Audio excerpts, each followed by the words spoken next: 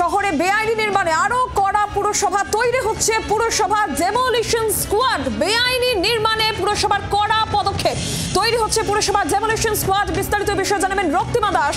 Telephone লাইনে রয়েছেন প্রতিনিধি রক্তিমা। ডেমোলিশন স্কোয়াডে কারা থাকছেন, কিভাবে কাজ করবে এই স্কোয়াড? দেখো, মূলত কলকাতা পুরসভার বিল্ডিং বিভাগের অধীনে হলেও এই ডেমোলিশন স্কোয়াড কিন্তু কেন্দ্রীয়ভাবে কাজ করবে।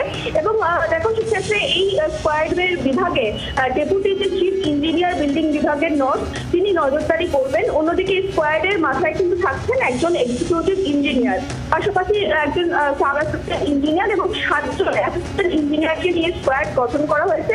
দেখো, মূলত বেআইনি নির্মাণ ভাঙতে গিয়ে দেখা গিয়েছে একাধিকবার পুরকর্মীদের বাধার মুখে পড়তে হয়েছে এবং কখনো কখনো পুরসভার এই সিদ্ধান্ত থেকে তারা সরে যেতে হয়েছে। সেই জায়গা যাতে আর তৈরি না হয় তাই জন্যই কিন্তু স্কোয়াড গঠন হয়েছে।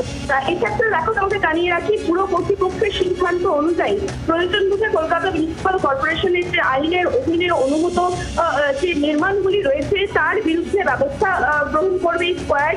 একই সঙ্গে মিউনিসিপাল অথরিটি বা ডিজি বিল্ডিং দ্বারা নির্ধারিত যে সমস্ত নির্মাণ ভাঙার কাজ চলছে সেগুলো সুষ্ঠুভাবে হয়, যাতে পাবলিকের সেখানে ডেমোলিশন স্কোয়াড নজর রাখবে।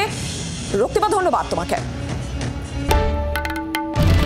বাংলার আওয়াজ, বাঙালির আবেগ, জি 24 ঘন্টা।